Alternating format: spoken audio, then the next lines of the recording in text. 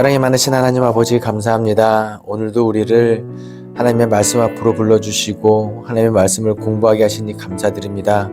하나님의 말씀을 배울수록 성경을 알아갈수록 하나님의 뜻을 깨닫게 하여 주시고 그 뜻대로 살아가는데 힘쓰게 하여 주시옵소서.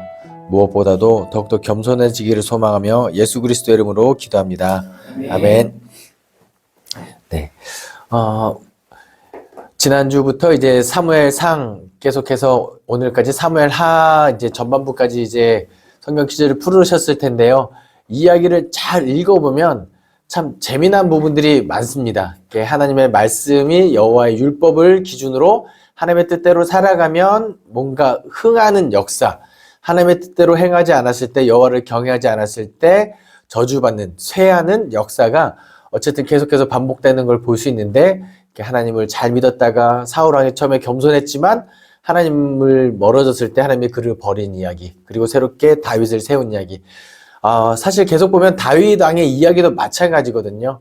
처음에 하나님을 잘 경외했을 때는 쭉쭉 승승장구하다가 이 밧세바 사건 이후로 또 그렇지 않을 때는 하나님 보시기에 용서는 받았을지언정 뭔가 쇠퇴기를 걷는 모습도 반복되는 것을 볼 수 있습니다. 아무쪼록 우리는 여호와를 경외하면서 늘 우리 마음을 지켜나갈 수 있는 저와 여러분 되기를 간절히 소망합니다.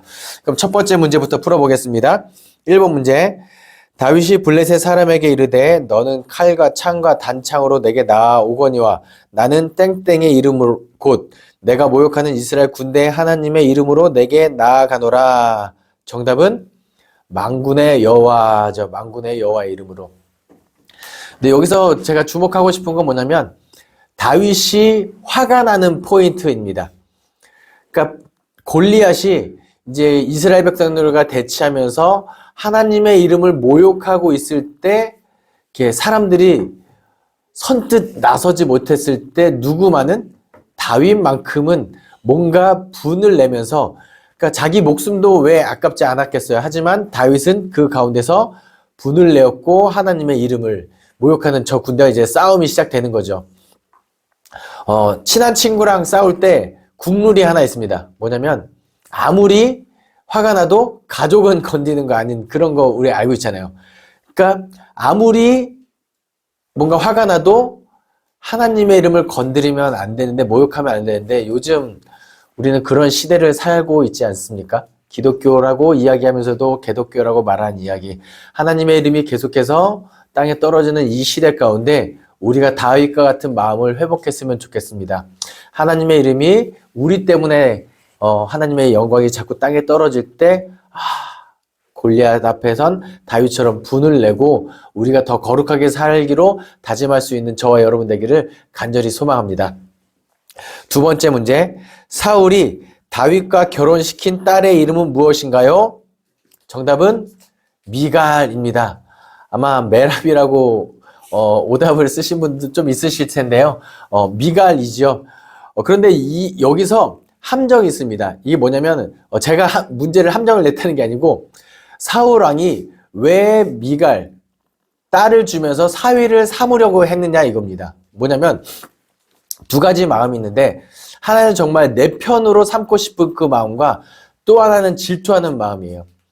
다윗이 골리앗을 잡고 이스라엘 군대들과 개선했을 때 사람들이 이야기하죠. 사울은 천천히요, 다윗은 만만이라. 이때 질투심이 사울에게 들어왔죠. 그래서 이야기하는 거예요. 내가 너에게 내 딸을 주겠다. 어떻게 보면 다윗 입장에서는 목동으로 시작해서 왕족의 사위가 되는 엄청난 신분 상승이죠. 그때 사울이 조건을 겁니다. 단 너가 블레셋 사람의 포피를 200개를 가지고 오면 내 딸을 주겠다. 이거 무슨 말이죠? 가서 죽으라는 얘기입니다. 그런데 다윗 입장에서 딸을 준다고 하는데 거절하면 이거는 그것도 그냥 사울의 니까짓게 왕의 이거를 거절한다고 해서 죽임을 당할 수도 있고, 그러면 사울 왕의 이 조건을 받아들이면 이 블레셋에 가서 죽으라는 말일 수도 있죠. 그런데 놀랍게도 다윗이 이 어려운 것을 해결하고 돌아왔고 사울도 그 약속대로 미갈을 주지요. 미갈을 아내로 줍니다. 나중에 또 미갈이 다행히 다윗을 사랑하기도 했고 나중에 다윗의 목숨도 구해주는 장면이 나오는데, 아무쪼록 이 다윗에게 미갈을 줄 때는 순수한 의도가 아니었다라는 것도 여러분이 한번 알고 넘어가면 좋을 것 같습니다. 3번 문제. 사울 왕의 아들로서 다윗의 목숨을 구한 사람의 이름은 무엇인가요? 정답은 요나단. 정말 오랜만에 성경을 찾지 않고도 풀 수 있는 문제가 나왔죠. 다윗과 요나단, 뭔가 세계적으로 우정의 대명사이기도 하죠. 근데 요나단이 다윗의 목숨을 구할 때 심정을 한번 기억했으면 좋겠습니다. 뭐냐면 사울이 다윗을 자꾸 죽이려고 할 때 요나단이 그걸 자꾸 막아요. 그때 사울이 뭐라고 하냐면, 요나단아, 너 다윗이 어떤 존재인지 아냐? 아마 내가 죽으면 그 다음에 이스라엘의 왕위는 그에게 넘어갈 거야. 이미 대세는 글로 기울었어. 그러면 마땅히 다윗이 없으면 내 왕위를 너가 이어받을 건데 넌 어떤 심정으로 지금 다윗의 편을 들어주냐? 이런 이야기를 하거든요. 그때 요나단의 마음에는 어떤 게 있었냐면 다윗에 대한 신뢰감, 그리고 하나님이 어떤 사람을 선택했는지에 대한 그 확신이 있었던 거예요. 그러니까 자연스럽게 하나님의 뜻 앞에서 자신의 기득권을 기꺼이 내려놓을 수 있던 사람이 요나단이었다는 거예요. 너무 멋진 사람이지 않습니까? 나중에 사울 왕과 함께 죽음을 선택하고 끝까지 아버지 곁을 지킨 것도 참 멋있고, 어쨌든 요나단 참 멋있는 사람이라는 것도 우리가 한번 기억했으면 좋겠습니다. 4번 문제. 다윗이 사울에게서 달아났을 때 블레셋 가드 왕의 이름은 무엇인가요? 정답은 아기스입니다. 블레셋에는 5개의 방백, 5개의 다섯 개의 도시로 이루어져 있거든요. 그 중에 큰 도시 이름 중에 하나가 가드라는 민족인데, 이 다윗이 사울을 피해서 도망 다니다가 더 이상 이스라엘 전역에서는 도망칠 곳이 없어서 이제 어디까지 피하느냐? 블레셋 가드까지 도망을 칩니다. 그런데 다윗이 가드로 피신 왔다는 소문이 들리자 가드왕 아기스가 이 수소문해 가지고 다윗을 눈에 불을 켜고 찾습니다. 왜 그랬을까요? 다윗이 예전에 사무엘상 17장에서 죽였던 골리앗이 이 아기스의 부하거든요. 가드 사람 골리앗. 그러니까 아기스라는 왕이 다윗을 잡아서 죽이려고 혈안이 되어 있죠. 근데 다윗이 어떻게 그 위기를 모면하죠? 잡혔어요. 그리고 신하들이 다윗을 아기스 앞에 데려갔을 때 다윗이 미친 척을 합니다. 막 침 흘리고 눈 돌아가고 막 이상한 행동을 하니까 그 아기스가 뭐라고 하냐면 신하들에게, 야, 사울은 천천히고 다윗은 만만이라는 소리 못 들어봤냐? 다윗은 그런 존재인데 지금 저 미친 사람을 내 앞에 가지고 왔냐? 지금 길거리에 미친 사람이 없어가지고 또 미친 사람을 내 앞에 데려갔냐? 썩 풀어줘라 하면서 위기를 모면하는 장면이 나옵니다. 아무튼 이제 이 다윗과 아기스의 관계를 한번 기억하시면 좋겠습니다. 왜냐면 이따 한 번 더 나올 거거든요. 다음 문제입니다. 5번 문제. 나는 너를 학대하되 너는 나를 선대하니 너는 나보다 의롭도다. 누가 한 말인가요? 정답은 사울입니다. 사울 왕이 한 말이죠.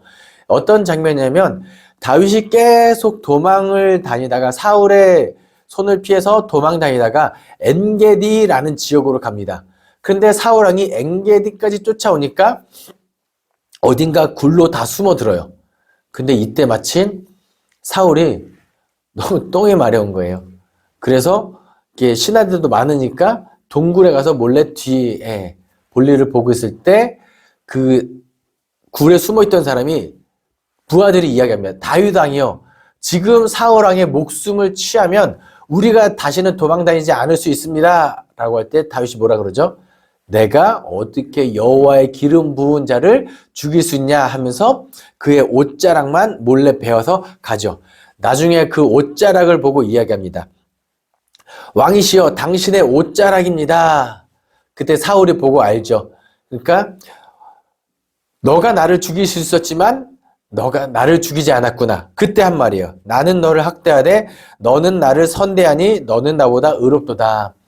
근데 여러분 이거 나중에 성경을 이 단락을 다시 한번 읽어보시면 그때 사울이 뭐라고 이야기하냐면 너는 나보다 의롭다 하면서 나중에 너가 만약에 왕이 된다면 우리 자손들은 죽이지 말아달라는 용서랑 그거를 이야기하죠. 그 맹세를 나중에 다윗이 지켰을까 안 지켰을까요? 지킵니다. 그래서 다윗이 얼마나 사울의 집을 선대했는지 나중에 남유다 북이스라엘로 갈라질 때 다윗은 유다 지파거든요. 그런데 한 지파가 또 남는데 그 지파가 베냐민 지파입니다. 사울 왕의 지파. 그래서 사울 왕의 집안을 잘 선대했다라고 보시면 되겠습니다. 다윗이 그 맹세를 지키죠. 자, 6번 문제입니다. 블레셋 왕 아기스가 다윗에게 준 지방 성읍의 이름은 무엇인가요? 정답은 시글락입니다. 여기서 한 번 더 아기스가 등장하죠. 그러니까 처음에 다윗이 사울을 피해서 아기스한테 갈 때는 블레셋 입장에서도 다윗이 여기 왜 숨어들었냐? 우리 지역을 염탐하러 온 것이 아니냐? 다윗은 블레셋 골리앗을 잡아 죽일 정도로 용사다. 그리고 블레셋 사람의 포피를 200개나 가져다 줄 정도로 용사다. 그 사람이 숨어든 이유는 뭔가 우리나라를 정탐하거나 침략할 수 있다 해서 잡아 죽이려고 했던 거죠. 그런데 하도 다윗이 도망 다니는 게 소문났죠. 그러니까 아기스가 이제 마음을 놓는 거예요. 다윗이 망명했을 때 골리앗을 대체할 또 용사로 받아들여요. 삼국지에 보면 조조가 관우운장을 그렇게 탐내고 나중에 한번 잠깐 데려다 쓴 적이 있었거든요. 그런 느낌이라고 보시면 되겠습니다. 그래서 다윗과 그 군사들 가족들이 살 수 있는 시글락 땅을 줘요. 그리고 나중에 이제 블레셋과 사울 왕의 마지막 전투를 하게 될 때 다윗을 부릅니다. 우리와 함께 싸워라. 다윗 입장에서 이거 아주 미치는 상황이죠. 왜요? 아기스에게 땅도 받았고 은혜를 받았으니까 그 편에 서서 싸워야죠. 근데 막상 싸울 대상은 사울 왕과 내 민족이기 때문에 이거 참 애매한 상황, 진퇴양난의 상황인데 이때 다윗을 구해준 사람들이 누구냐? 아기스의 신하들입니다. 뭐라고 이야기하느냐? 사울은 천천히요, 다윗은 만만입니다. 만약 저 다윗이 변심해서 우리를 치면 앞에는 사울, 뒤는 다윗, 우리는 큰일 납니다. 다윗이 이 전쟁에 참여한 것을 반대합니다 해서 다윗을 돌려보내는 장면이 또 계속해서 기록되어 있습니다. 아무튼 아기스가 이 두 번째는 왜 다윗을 받아들였는지도 한번 기억하셨으면 좋겠습니다. 7번 문제. 사울의 시신은 어디에 있는 에셀 나무 아래에 장사되었나요? 정답은 야베스이지요. 길르한 야베스, 요단강 동편에 있는 그 야베스 지역에 사울의 시신이 장사됐죠. 길보아 산에서 이제 드디어 블레셋과 마지막 전투하고 사울이 전사하죠. 그 요나단도 같이 죽임을 당합니다. 그러니까 당연히 블레셋 입장에서는 이 사울의 시신을 가져다가 성벽에다 매달고 사람들에게 이제 알리는 거예요. 우리 블레셋에 대적하면 함부로 하면 이렇게 된다라고 이제 홍보용으로 광고용으로 사울의 시신을 매달아 놨죠. 그럼 여러분이라면 이 사울의 시신을 걷어줄 수 있는 용기가 있으실까요? 이거 괜히 한 번에 그거 가지러 가다가 블레셋 사람들한테 걸리면 같이 죽임을 당할 수도 있는 그런 상황인데 지금 누가 가요? 어디에 시신이 매장됐다고요? 야베스 에셀나무 아래입니다. 이 야베스는 어디냐면 길르한 야베스라는 지역이에요. 요단강 동편에 있는 길르한 야베스인데 왜 야베스 주민들이 사울의 시신을 수습했느냐? 사무엘상 10장으로 가시면 됩니다. 사울이 초대 왕으로 기름 부음 받았을 때 요단강 동편 길르한 야베스 지역에 누가 쳐들어오냐면 암몬 왕 나하스가 쳐들어옵니다. 그때 길르한 야베스 사람들이 우리가 항복하겠습니다 했을 때 나하스가 그럼 너희들의 오른쪽 눈을 다 뽑아버리면 항복을 받아주겠다 했을 때 이거는 항복을 받아주겠다는 얘기 아니죠. 그때 이 야베스 주민들을 구원하러 달려왔던 사람이 바로 사울 왕인 거죠. 그러니까 사울 왕이 좀 악령이 쓰이고 막 그래도 적어도 누구에게만큼은 길르앗 야베스 주민에게만큼은 구원자고 은혜를 베푼 자이기 때문에 지금 사울의 시신도 그들이 은혜를 기억하고 수습해 주었다라고 이것도 기억하시면 좋겠습니다. 어쨌든 은혜를 그들은 잊지 않고 갚았다라는 거죠. 8번 문제입니다. 야살의 책에 기록되었고 사울과 요나단의 죽음을 슬퍼하며 다윗이 지은 노래의 이름은 무엇인가요? 정답은 활 노래입니다. 왜 활 노래라고 이름이 지어졌을까요? 다윗이 이제 사울의 손을 피해서 도망 다닐 때 요나단이 마지막으로 뭐라고 이야기하냐면 한 번만 더 기다려라. 내가 아버지를 설득해 보겠다. 그런데 아버지가 설득이 안 되면 내가 저 바위 멀리까지 활을 쏘겠다. 만약에 그럼 넌 도망쳐라. 아버지가 설득이 되면 내가 바위 안쪽에다 활을 쏘겠다. 근데 여러분 우리가 잘 아는 것처럼 설득이 안 됐죠. 그럼 요나단이 활을 쏴서 바위보다 멀리 쏴야 돼요. 그런데 실수로 힘이 딸려서 바위 안쪽으로 쏘면 어떻게 되는 거죠? 다윗은 죽는 거죠. 그런데 그런 실수를 할까요? 안 할까요? 안 합니다. 왜냐하면 요나단은 활의 명사수였던 거예요. 활을 잘 쏘는 사람. 그래서 활 쏘는 사람이면 그 당시에는 요나단, 아재게 가면 이영호 목사 뭐 이런 느낌이 좀 있는 거죠. 어쨌든 그래서 활의 노래라고 부르고 요나단을 위한 애가를 누가? 다윗이 불러주었다라는 것도 기억하면 좋겠습니다. 9번 문제. 다윗에게 투항한 아브넬을 죽인 사람의 이름은 무엇인가요? 정답은 요압입니다. 다윗의 군대 장관이죠. 그럼 요압이 왜 아브넬을 죽였을까요? 그러니까 사울 왕이 죽은 다음에 여전히 이스라엘에는 사울 왕족의 아들 이스보셋이 아직까지는 그 왕권을 좀 이어받습니다. 그래서 이스보셋에는 아브넬이라는 군사적 입지가 있는 사람이 도와줘요. 그리고 다윗에게는 요압이라는 사람이 붙죠. 네, 그렇게 해서 계속 대치를 하는 중에 요압에게는 동생이 둘이 있어요. 아비새와 아사헬. 네, 아비새는 좀 싸움을 잘하는 사람 같고 아사헬은 좀 경공, 달리기에 능했던 사람인 것 같습니다. 그래서 전쟁을 치르는데 이제 이스보셋, 아브넬 쪽이 밀리니까 도망을 하는데 누가 쫓아가요? 아사헬이 달리기가 빠르니까 계속 쫓아오는 거예요. 빠르게.